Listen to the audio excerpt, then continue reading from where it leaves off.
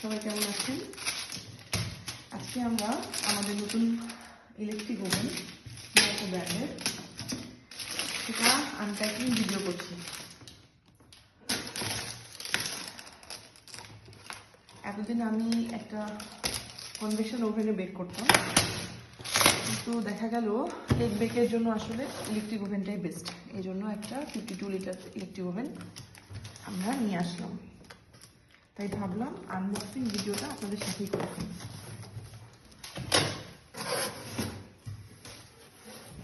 আমার electric oven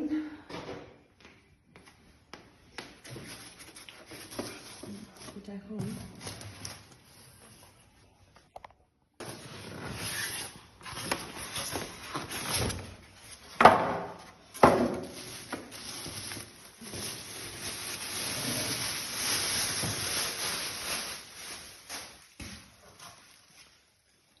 ওভেনের ট্রেগুলো, এগুলো আসলে একটু পরে দেখা যাচ্ছে কি কি আছে। এখানে গ্রিল করার জন্য আছে এটা, এবং এই স্ট্যান্ডটা হলো ওভেনের ভিতর থেকে ট্রেগুলো ধরে বের করার জন্য। আমি দেখিয়ে দিচ্ছি কিভাবে কি করতে হবে। তার আগে ওভেনের ফাংশনগুলো আমরা একটু দেখে নিই। আচ্ছা, এটা বেশ বড় একটা ওভেন, যেহেতু 52 লিটার। এগুলো আমরা খুলে দেব।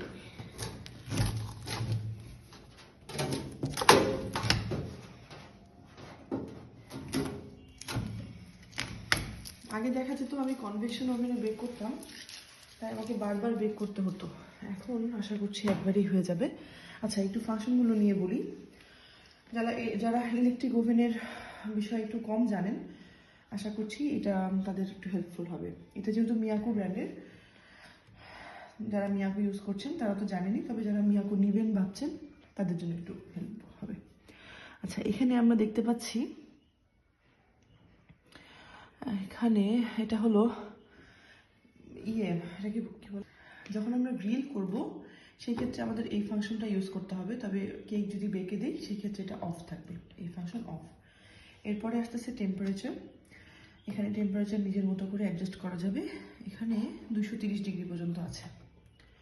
এরপর আসছে আমাদের রড অপশনটা, মানে আপার হিট এবং লোয়ার হিট, এই দুটো অন রেখে আমাদের কেক বেক করতে হয়।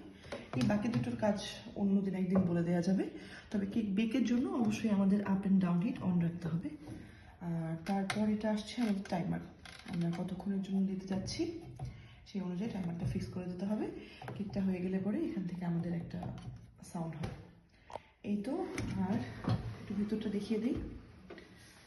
এটার বাইরের গ্লাসটা, এটাকে বলে টেম্পারড গ্লাস। আর এই তো